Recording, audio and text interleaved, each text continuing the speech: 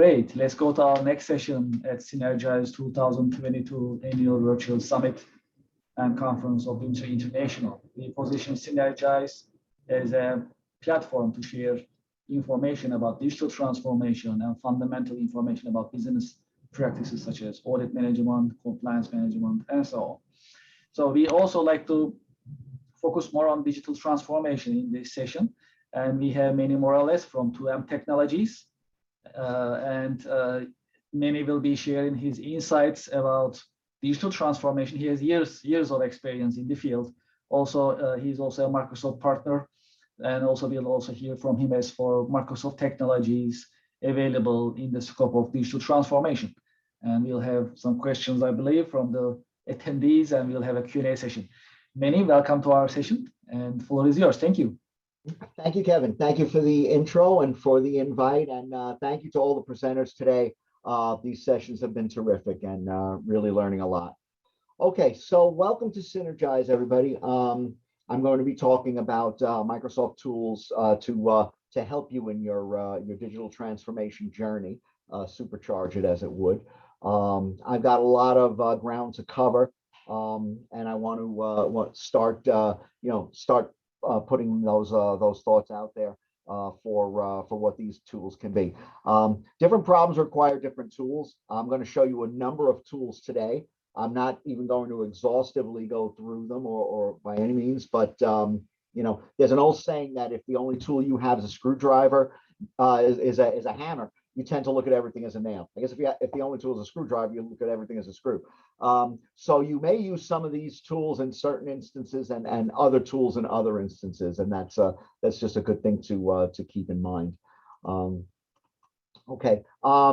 Just a brief overview. 2M Technologies. I'm the owner and co-founder. We've been around since 1987, so we've been doing this about 35 years, creating business solutions, talking about technology and consulting about it.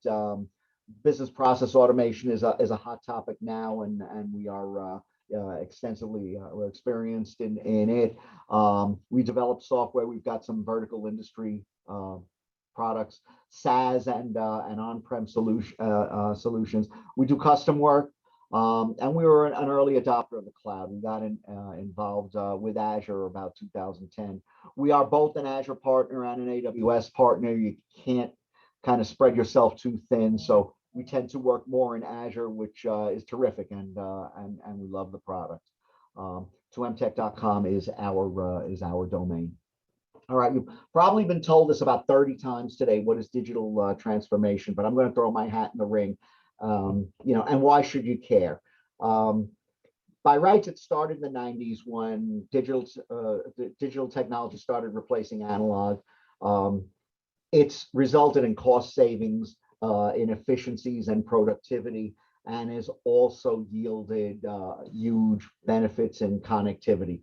Connectivity among people, processes, devices. Think of how much digital information you exchange today just on your phone, and that kind of gives you an idea of the sort of revolution that digital has been.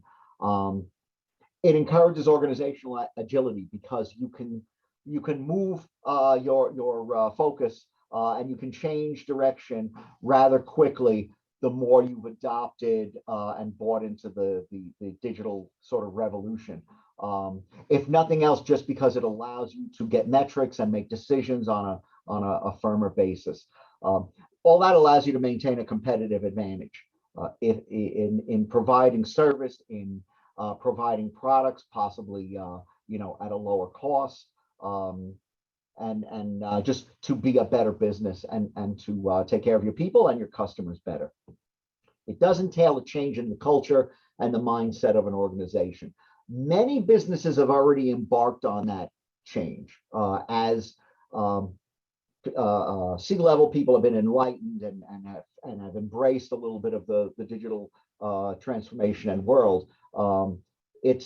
They've already started buying in, and some of that cultural change is already along the way.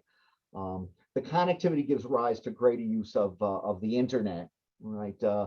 Think of use of the internet in the 90s and use of the internet today. It's two different things. So all of that's blossomed because of the digital transformation and digital revolution. It's a paradigm shift, and you'll create a better organization for your people and your customers.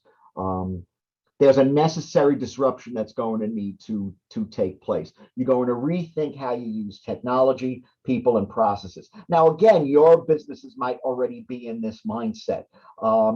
Technology is going to become an innovation center. You're going to be able to generate new revenue streams, and you're going to be building new business models. Technology specifically, it shouldn't be treated like rent or HVAC. It's actually helping you to innovate how you're going to run your business more effectively. So technology, people, and process are all part of this equation. Now, something that is prevalent and pervasive is security. And Microsoft themselves are moving more towards a zero trust model. Multi-factor authentication is essentially the norm. So as you're becoming more connected, you're also putting yourself open to potential breaches, exploitation, things like that. So security, no matter what facet of the digital transformation you're talking about, security has to be in the conversation. Okay, so there are 4 key areas to unlock value: vision and strategy. C-level, the top of the organizational pyramid has to buy into the concept, and they have to lead the way. And it doesn't mean you have to do it overnight, but they have to have the vision, and they have to be the propelling force. Very rarely is digital transformation a grassroots sort of changeover. There's a cultural revolution or evolution, depends on how your company culture operates. But you've got to embrace data, metrics, feedback, real hard values of how things are doing. How orders going? How is the fulfillment rate? How is service tickets being closed, and so forth. And a lot of that involves around putting your focus on the customer. That's what's going to be your differentiator. That's what's going to unlock your unique potential. There's an organization right down the street that sells just what I sell, whether they're widgets or whether there's some service. My differentiator's got to be how I treat my customer. What do my people do in their interaction with my customers? There will be problems in business. How do I react to them? And how do I make it right, so to speak? And going back to something Mr. Loveland mentioned is continuous improvement. Just like in a manufacturer, every business needs to be continually improving. So you do a job today, you want to do it better next time. Take notes, do a critical evaluation of what can you do better next time, and then try to do it next time. And that's how you'll evolve. Bringing big old Microsoft back into the picture, they've got a roadmap for digital transformation success, and that's published, and that's easily available. There's 7 steps. Leadership has to buy in. It all starts at the top. Bring it down and funnel it down to the rest of the organization, and kind of, if you build it, they will come. When the rest of the team sees the benefits, they will buy into it. Effective change management. The whole idea of a digital transformation is transformation. So what you're doing today is going to change tomorrow or the next day or 6 months from now. So that change management has to be in place to let people know, you don't do this way, the way we've done it for years. You do it that way, which is the new way that we're going to do this particular function. Connect, you're going to hear the word connect a lot today. Connect people, products, assets, and processes. And you need to pretty much embrace the cloud. It doesn't mean you have to immerse yourself in the cloud, but a lot of the ability to connect and a lot of services that you might avail yourself to reside in the cloud. And that's what you're going to to fall back on. Again, it embrace means you've got to accept it and you've got to use it as a very powerful tool for your transformation. Adapt a data culture. So you not only want to look at the data to see how are you doing, but you also want to use it to make decisions. You want to use what's going on now and what had been going on to make your further your decisions going forward. Perhaps you augment that with some kind of AI. More about that later. But you want your data to be a driving force. Chris said, I think in the keynote, data is gold. Absolutely right. It definitely is, and it's priceless. Experiment often and fail fast. Most of you probably know the agile model for development, for deployment, for project management, right? And if you're going to change, it's better to change small things frequently and incrementally rather than and fail along the way. You're going to try new things and some of them are going to fail, and then you're going to look at it and say, how am I going to make this better for next time? And you're going to make it better for next time, and then you're going to do better on that that function. It's better than going, we've got a year-long project and we're going to go out on this huge monolith and then we're going to fail out there and we've lost and wasted all this time and all this energy to get to that point. You'll do things much more efficiently if you experiment often and fail fast, because that's where you're going to learn the most from your failures. Think ecosystem and become an enterprise software company. Yeah, that's easy for me because we've been an enterprise software company for 35 years. But the way we think in developing software, developing solutions, in creating things that are going to make life easier, in most cases for our customers, but also for ourselves internally, businesses have to think the same way. And it doesn't mean that you're going to now everybody start coding, but it sort of means that in that mindset of doing these projects to create certain functions that are going to help you operate better. Maybe you are creating software for your manufacturer and you're creating onboard software for an IoT device or something like that. But that mindset is something that everybody needs to adopt. And think of who is my Uber. Who's the player from outside with a crazy idea? Taxi cabs have been taxi cabs for decades, maybe for centuries. Then here comes Uber and disrupts the whole picture with their different model of paid for transportation. And you have to, maybe you should be that person. So there's nothing to stop you from it. It's creativity. Frederick the Great has a great quote. And it's one of George Patton's favorites. L'audace, l'audace, toujours l'audace. Always audacity. Always do those funny things that sound off the wall, and you'll make great gains. So you can be the next Uber. Okay, so the tools for your success story, and I really had to trim this down because there's so many tools that can be used, and I cut out a whole section on IoT. Maybe we'll do a follow-up next year, SYNERGIZE or something like that. But the tools that for your success story are readily available within the Microsoft arsenal. And again, I don't want to make this a commercial about Microsoft. I want to enlighten you about Microsoft. I want to tell you what things are out there, and maybe make a couple of lights go on along the way. Microsoft 365, which in certain respects is a little bit of a rebrand, it contains Office 365. It's a suite of products, one of which is Office 365, and we'll talk about that in a little bit. In its environment, no code and low code. I think Ed might have spoken about it earlier, and some others.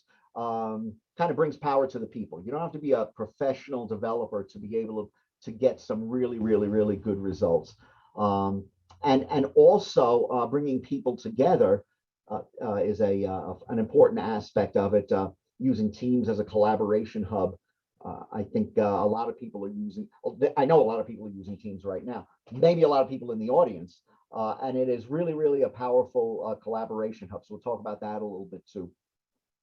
The Azure cloud is a stack of products that brings all kinds of powerful capability to small and medium businesses. And some of those capabilities were only available to the biggest types of organizations.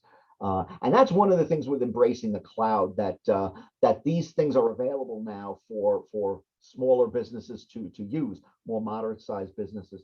And you can maybe put some of this stuff on premises, but why? You know, the subscriptions, relatively speaking, are fairly low cost in what the value is that they're brought. So we'll definitely spend some time with the Azure cloud, and then that'll segue off into the intelligent edge. That'll kind of brings the cloud in house a little bit, and how does that benefit you, especially in the world of IoT devices. I'll allude to this a couple of times, but I need to allude to it now so I don't forget again. Mind your licensing. You've got to have like a degree in particle physics to get through some of the Microsoft licensing intricacies. So when you're going to embark a certain way, there are certain things that are covered by certain licenses. There are certain things that are covered up to a certain point of maybe activity. But just beware of those, and you know, before you start embarking down certain paths, either investigate or contact you know, an IT professional organization to look into it for you. Okay, Microsoft 365 comes basically in three flavors: small business, enterprise, and education. And I say small business, it's entitled business. That's the most popular offering. Microsoft 365 encompasses Office 365, familiar, right? Everybody knows Office 365. Exchange and email, Office apps, SharePoint, Teams, OneDrive, things like that. There are also bundled in with it Windows 10 enterprise licenses. There is a suite called Enterprise Mobility and Security, which allows you to apply strong security to devices and other assets, but specifically devices, so that if a device walks, you have full control over it. You can wipe it. You can do whatever other stuff. Intune is part of that suite. Machine learning, and which is a subcategory of AI, but is one of these areas of AI that's most frequently found throughout the Microsoft ecosystem. And basically, as the software learns certain patterns, certain things, certain behaviors, it gets smarter and is able to provide you with better results. And then Windows 365 is a fairly new offering. It's PC as a service. So the same way that with Office 365, you can say, I want a mailbox in an Exchange server. Windows 365 allows you to set up a virtual PC without really knowing anything below it. So it takes that and puts it into the hands of end users quite easily, or into managed service providers as well, who can take care of the job of monitoring and doing all of those things for you. So not to take anything away from those organizations, it's a different way of provisioning. It's not cheap, but it's a different way of provisioning. Machine learning, some of the services that are available, cognitive services. There's a thing called SharePoint Syntax, which allows you to drop documents into your SharePoint library, and provided that you've set up some rules and taught it with machine learning, you've gone in and gone to the user interface and taught it. It can make sure that governance and proper handling is applied to those documents. That's another area where machine learning, has a strong rating and a strong usage, is information governance throughout your enterprise, to make sure that data is getting treated appropriately. In a database, here are some social security numbers, birth dates, things like that. You want to treat them a certain way. You want only certain people to be able to have access to that data, those sorts of things. So look at it and say, I think that there's a social security number in there, and I'm going to alert your your administrator and let them know about that, that they should categorize that as such. There are also a set of trainable templates for those types of ML applications. And finally, Windows Hello is an extension of the ability to log on. PIN, facial, fingerprint, facial and fingerprint recognition are all, obviously ML type things. Okay, power to the people first. Let's talk about the Power Platform that exists within Microsoft 365. We talked about Office 365 and its and kind of its Office apps and its offerings. Power Platform allows you to basically perform certain functions, create certain services, certain feedback, certain drill downs and things like that.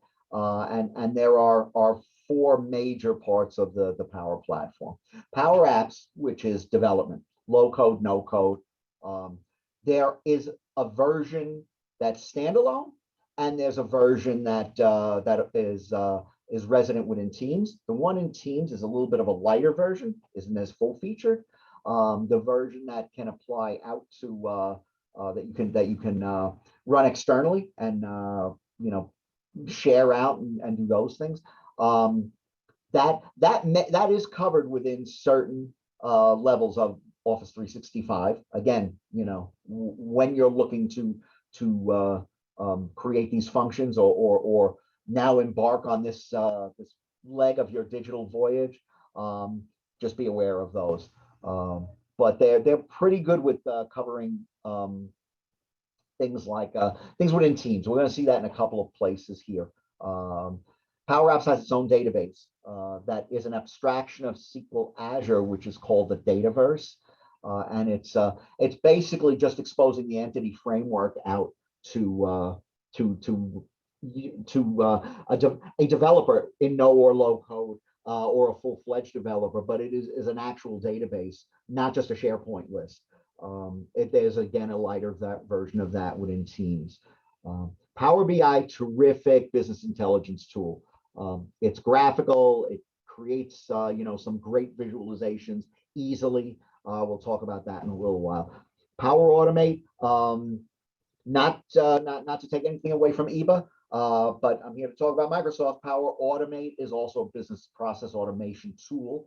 It's available in cloud or desktop. And we'll talk about that in a little bit. Power Virtual Agent, that's kind of like the cousin that nobody really talks about all that much. It allows you to create virtual agents, and we'll touch on it for just a fleeting couple of minutes. Okay, Power Apps is your suite for developing applications, no code, low code. So professional developers can certainly avail themselves of it, because low and no code doesn't mean, oh, it's, an application developer can't do anything with that. That's not true. They can actually drive it to some really powerful outcomes. You think of it maybe in the old days of when you could use a wizard to generate an access form or something like that. It's a little bit like that, where you can get a good result, but maybe a developer can have it do more, can do other connections, or can work with it a little bit differently, or make it a little bit nice or whatever. But even for professional developers, the aspect of letting the environment create some code for you, of which you can go into then and update. Instead of you're starting at this point, you're starting at this point. You've taken all of this stuff with typically the rote nonsense that a developer needs to create, and now you can really focus on fine tuning and powering up the business logic that is really going to make this shine. There are pre-built templates for you to use and for you to teach and to teach you and to learn with. Some of them are somewhat thin for an enterprise level sort of function, but they're still good. They're good for you to learn the concepts. It's got a very simple studio, WYSIWYG, that what you see is what you get, that you can drop things in, and it's all drag and drop as far as design. There's many connectors, 200 plus connectors to connect to services and data, including API, which means you can really connect to a lot of services that are out there. There are pre-built AI components that you can utilize. You can create portals, which are external access, no-code websites. They won't take the place of your public website, but they're not a bad thing to be able to, maybe have a customer login or something like that, or some other public-facing application. You can run it in the cloud, but you can also download it to a device, and there is in the app stores Power Apps. When you click on and load that application down, it then has access to your camera, your location, your scanner. So you have the capability of actually having a mobile application on your phone. Now, this is not in any way a good method to use. It's not a good platform to use for applications that you might put in an app store, because you have to have some kind of a Power Apps license to be able to run it. So it's perfectly great though for organizational applications where you got your Salesforce out on the road, you've got your support team, your service team out on the road, even warehouse types of applications where you may not be using scan guns and things like that, but you have data entry that you want or queries that you want people to be able to run from wherever. Security is basically baked into the product. Role-based access control is married to your Office 365, and your Azure Active Directory. In the user experience and the access control. So not only do you control who can get in, but you can also within these applications create who sees what. A supervisor may see, oh, this part of data, but a non-supervisor won't. And it also supports third-party authentication. Log me in with LinkedIn, log me in with Facebook, etc. People are getting used to seeing those things. Yeah, I just want to use my Google account. I don't want to have another password that I got to remember. And this all gets backed up by many types of data stores, including the Dataverse, which again, it varies whether it's deployed in your teams or deployed externally. Okay, Power BI, that's your business intelligence suite. There are multiple faces of Power BI. The first is Power BI Desktop. That's typically where you create your projects from. You run it locally, you download it, run it locally. You do need a Power BI license. There are free licenses, there are professional licenses and enterprise licenses. Free will let you develop your own stuff and run it, and that's pretty much the end of it. Professional, I can develop my own stuff and I can share it to people that I want to. So I share it out to their account, and then they have access to it. Enterprise is really a pricing model so that you don't have to buy into the professional model X amount of time for 100 users. You can get a discount on it because you're buying for the enterprise. So you create data sets that connect to your data. And visualizations of that data that allow you to then present things. They can be tiled onto a representation UI and create reports from those visualizations. But there's the second level is Power BI Cloud. It's Power BI Service, which runs in the cloud. So you take that stuff that you wrote on desktop and you say, publish it out to the cloud. Then it's out in my Office 365 subscription. Same exact types of objects that it supports, plus a new one called dashboards, which means you can take some of those visualizations, break them up into dashboards, and then share them to certain people so that they get the proper information that they need to see. Power BI Mobile, kind of an extension of the Power BI service. In desktop, you can, and I think in service too, you can format what the mobile device visualization is going to look like, and then it allows mobile users to access data. So just like you could download Power Apps from the App Store, you can do the same thing with Power BI. And then there's Power BI for developers. it depends on where you're exercising it from, because what it really is a set of tools that developers can make use of, custom visuals, automation options. A good one is to embed Power BI into existing apps. So if you've got a website that you want to show certain data on, maybe collected from some type of an API, and you want to give a good, nice visualization for it and have it on your website, you can do that, and it can be real time. With COVID, there was a lot of that being done, where Power BI was being used for taking Department of Health information for what it's worth and presenting it. Okay, Power Automate. That's that's a friendly neighborhood business process automation platform. In my opinion, it's the jewel of the Power Platform because it can do so much. You've got a graphical UI where you're basically almost, if you've ever done a flowchart in Visio, it's kind of like doing that. You say where the decisions are, and then you go this way or that way. And then when you go into the nodes of action, you actually specify what happens in terms of services. You might have to get a little bit more down and dirty if there are certain aspects of this that need some kind of programming to initiate it, but often not. You can automate processes, you can consolidate business operations and allow interchange or actionable items to take place. I did a call out to a provision of an Azure Active Directory user to easily add new personnel into your Active Directory without having someone to have to go in there and go into the Active Directory and add them.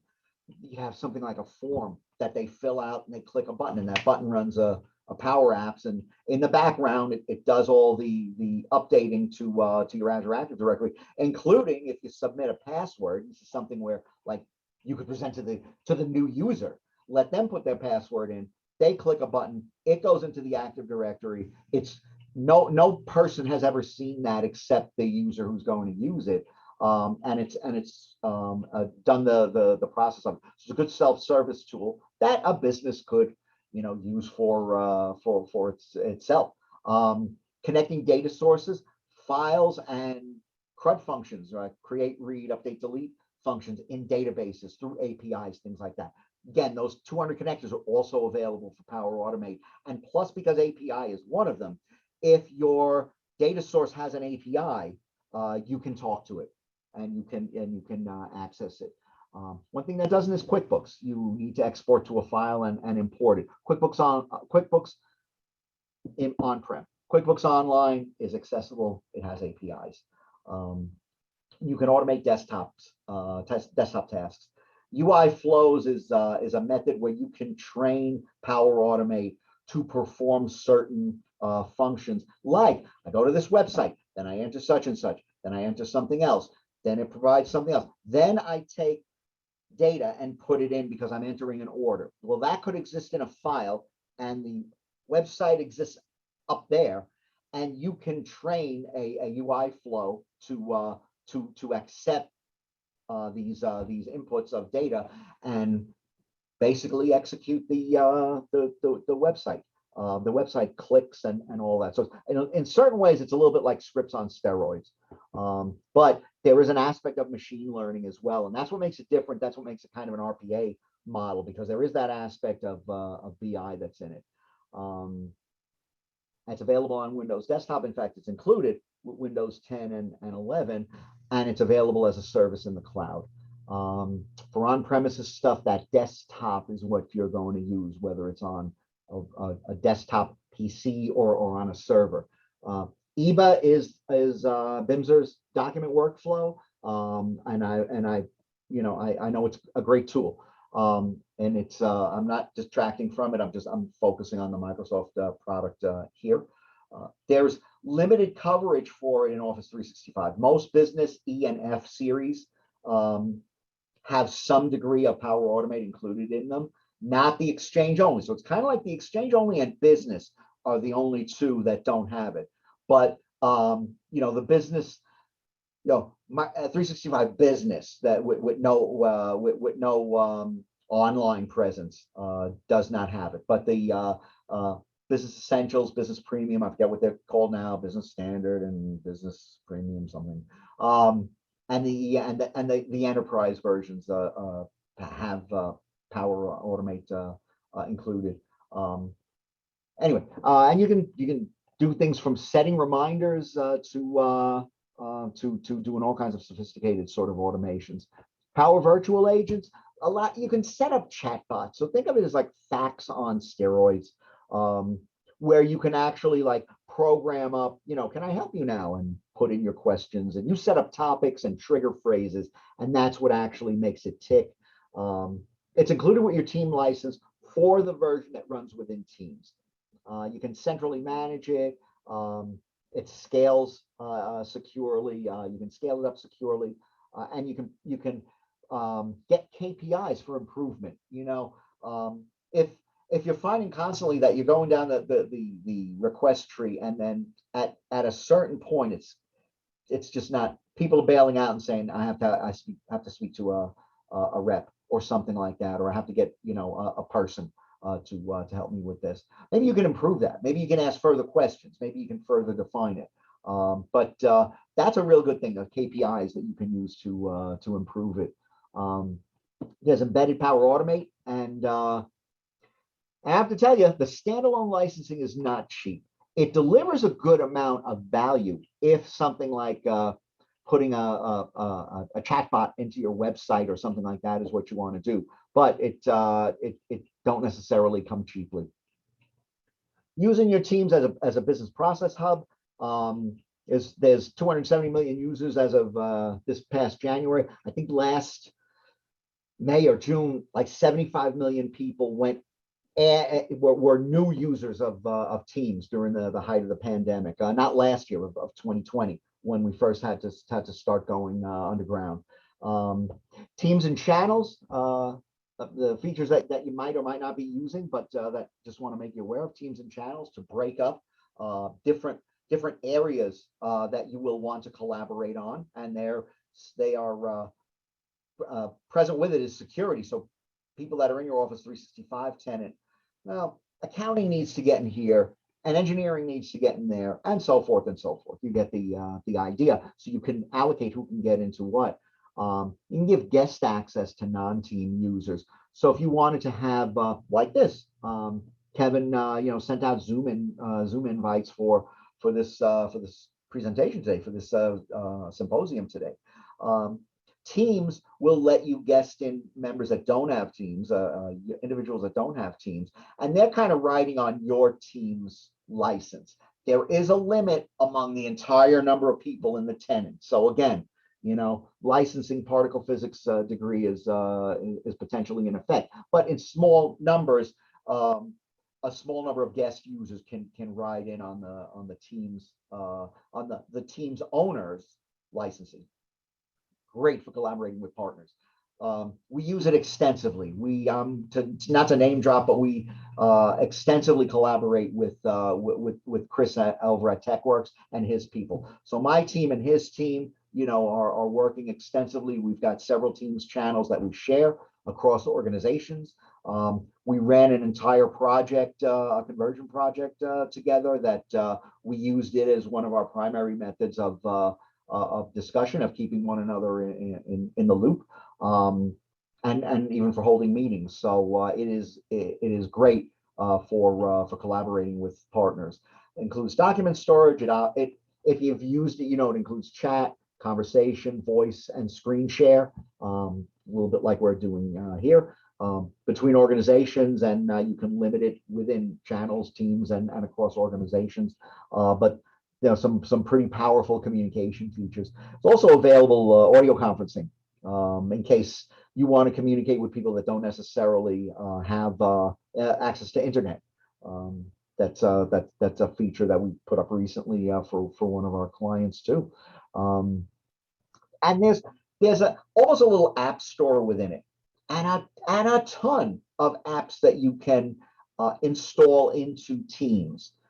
Some of them are free, some of them are by subscription, and you can create your own with Power Apps, with you can talk to developers, to a development shop to do that. There are ways to create your own apps to embed them into your teams. One of the apps is Power BI, so you can embed it, then point to the Power BI dashboard that you had created. Oh, and there it is, and I don't even have to leave Teams to go and look at that. So and I've got my my iPad right here, which has my Teams installed to it, and my Power BI can be inspected whenever I feel like looking at it. Azure Cloud is probably the big kahuna in the Microsoft digital toolbox of tools. Huge cloud platform for building all sorts of solutions and for providing all sorts of services. It's feature rich. It is pure cloud, but can also be hybrid, where it can communicate with on-premises, either to an edge server or with other assets that are shared on premises. VPN, maybe sharing a domain controller in the cloud, those sorts of things. So it's almost like the sky's the limit with it. There's over 200 services that you can deploy. Some of the typical deployment models are infrastructure as a service, where you're creating the assets kind of like from the ground up, almost like if you were doing it in a VMware or Hyper-V. Platform as a service, which is an abstracted platform, a SQL server or a web server or an IoT hub or something like that. It will worry about the underpinnings. It'll worry about software updates and things like that, and give it out to you.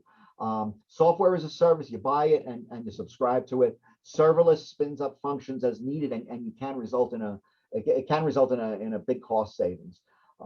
Open source is welcome. It's not your parents' Microsoft. The greatest number of virtual machines being spun up now are Linux machines. So they very much kept the platform open. I don't want to say open it. From the ground up, it was kind of designed that way to allow open source types of applications and technologies to be used. That's why I've got Node and Mongo down there. Artificial intelligence is there's a number of artificial intelligence SaaS products available within it, services within it. The intelligent edge is something that we're going to talk about in a little bit, and that segues into into IoT and industrial IoT for you manufacturers out there that may be using it or thinking about using it for better telemetry and better control of your shop. But it's not just for manufacturers. It's sales forces and basically. Think of how many IoT devices are in your house. Similar usage in business. Okay, the intelligent cloud and the intelligent edge. Edge is a concept. When I was teaching a class at Microsoft about hybrid Azure, one of the folks that was in my class, he works routinely setting up systems on oil rigs, and as you can imagine, the general connectivity from oil rigs is not that great, but yet they wanted to avail themselves of the services that are available on Azure.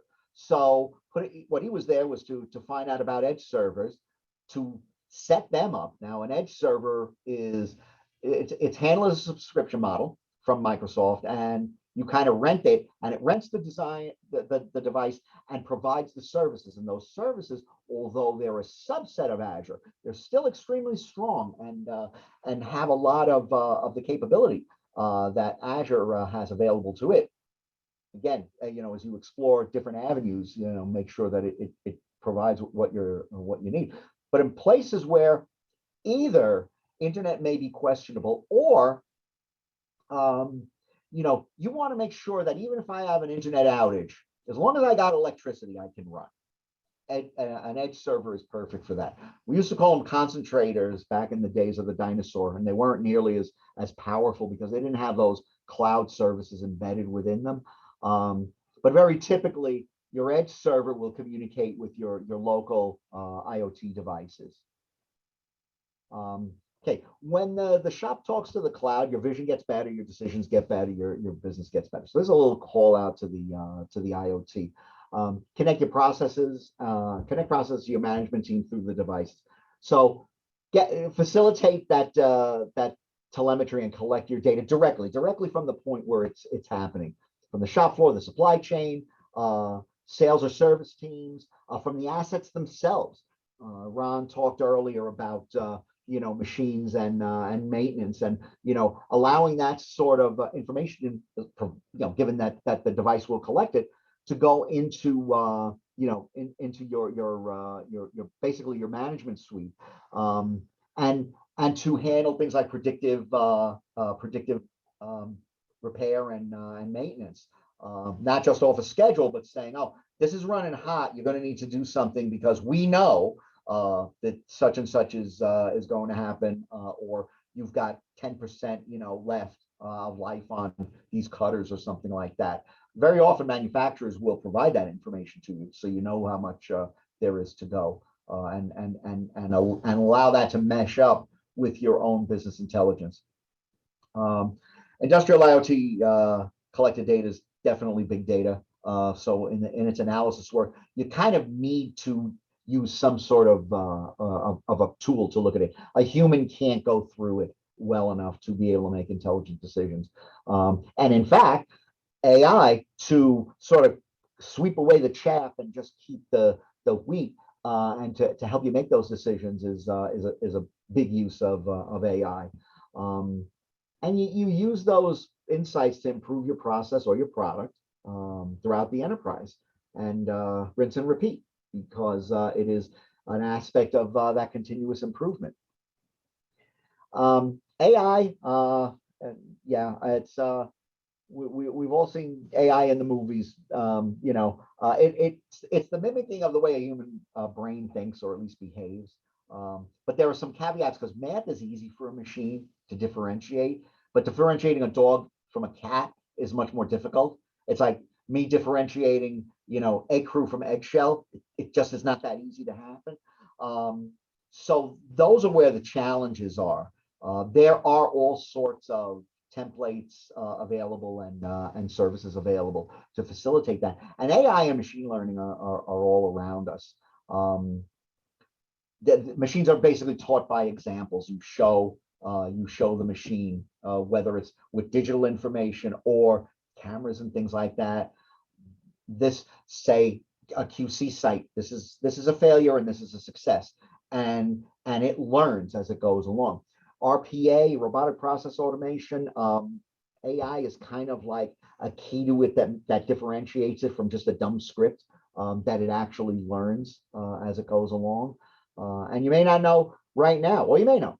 Spam filtering, malware identification, they're common familiar uses. When you get an email and it says, this looks like it may contain malware or something, or this may be a spoof, because it's seeing patterns that have been used before and that were identified as spoofs. And cognitive services, which are pretty easy to plug into applications. There are a number of cognitive services available, and obviously not all of them can be implemented in all use cases.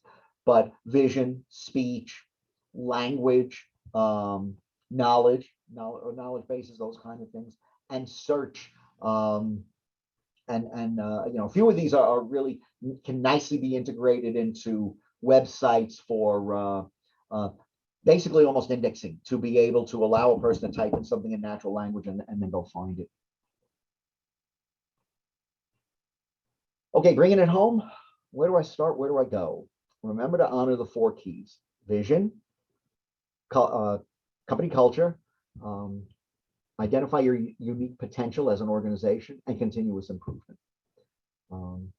Support organizational, well, everything should support the organization, right? Organizational philosophies and values and whatever. Anything that doesn't needs to be called into question, not just in the digital world, but just in general.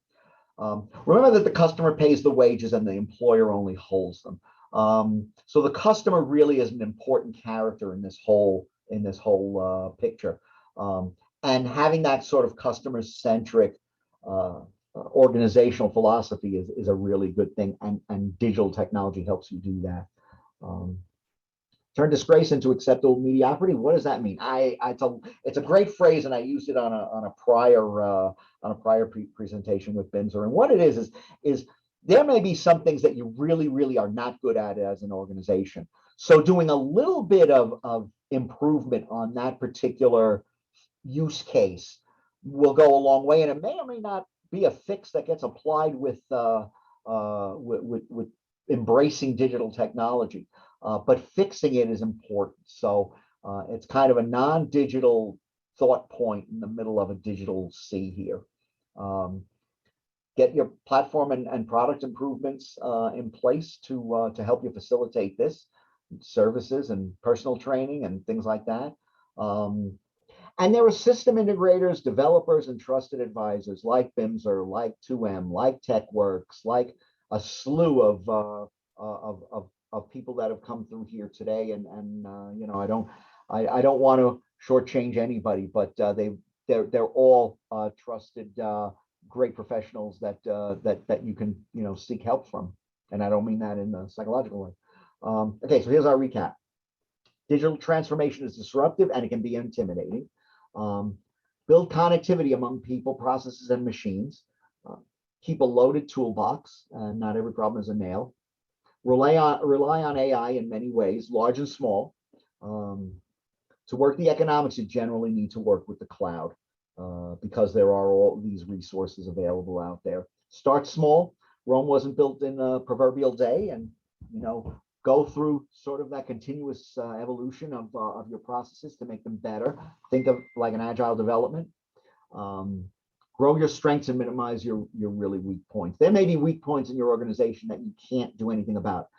You've got certain maybe key components or ingredients that you're importing from, gosh, I would hate to, you know, be importing stuff, you know, nowadays from some of the volatile points on earth, but you may be stuck with them because, all right, let's try and minimize that. Can we find second sources? You know, what can we do? All your digital growth is going to help you in doing that and growing those strengths and trying to at least, if not eliminate, at least minimize the weak points.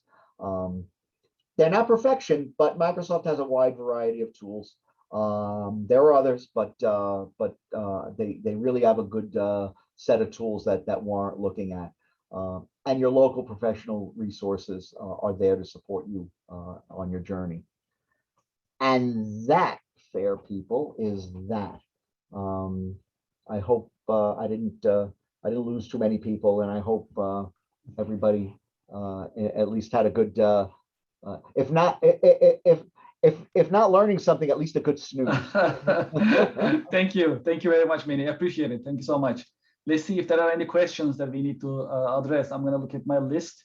If there are any questions, yeah, that was actually very informative. Appreciate it. Thank you very much. I don't see any questions at the moment. Before we end our session, would you like to share anything else as a final remark?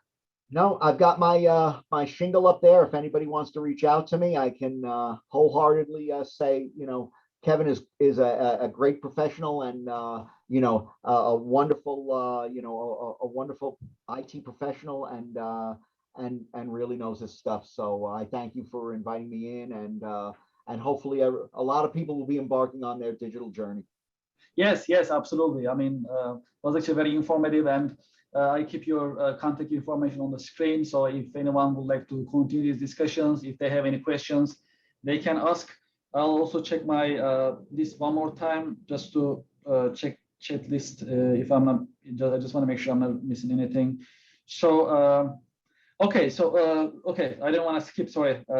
Okay, a couple questions just popped up on the chat box.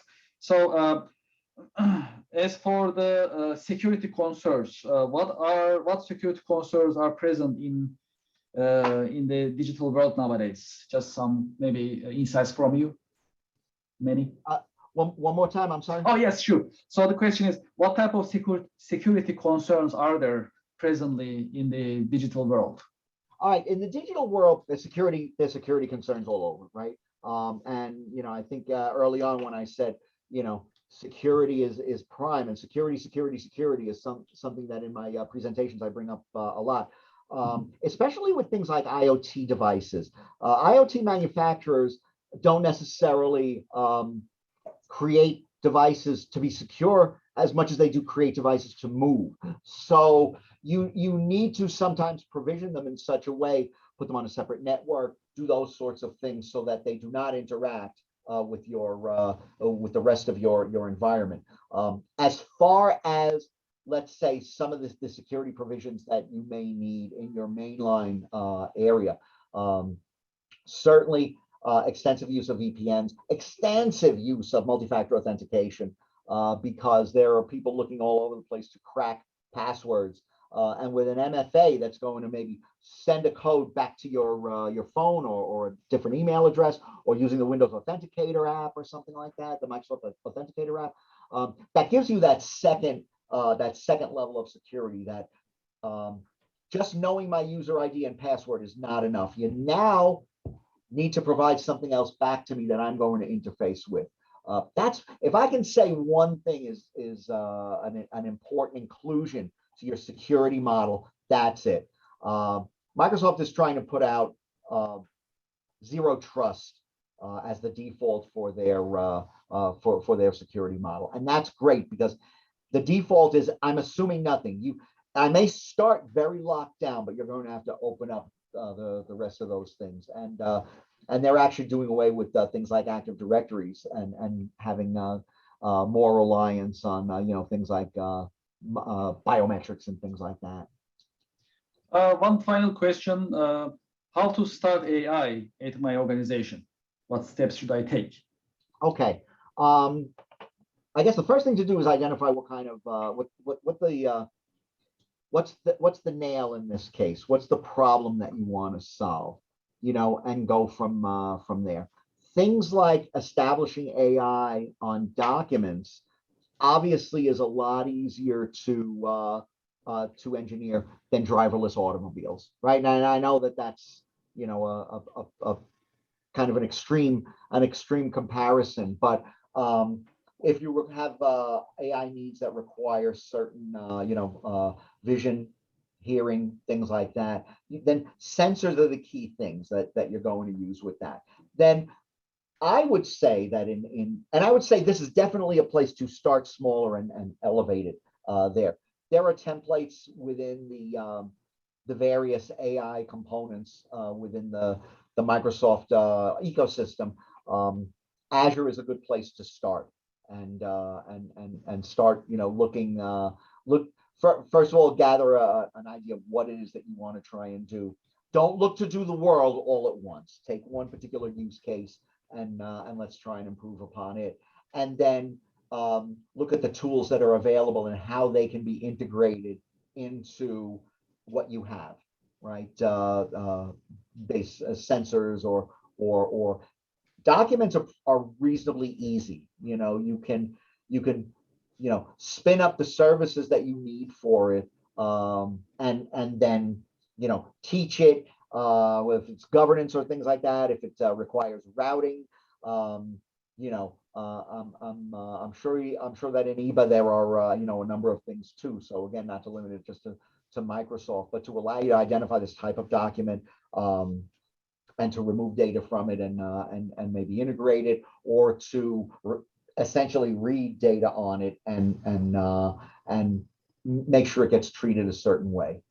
And hopefully that answered enough of the question to Yes, absolutely. Thank you so much, Manny, for your insights. Thank you for your time and for sharing your expertise. Thank you. Thank you. And appreciate and thanks, everybody. Have a great day. Thanks.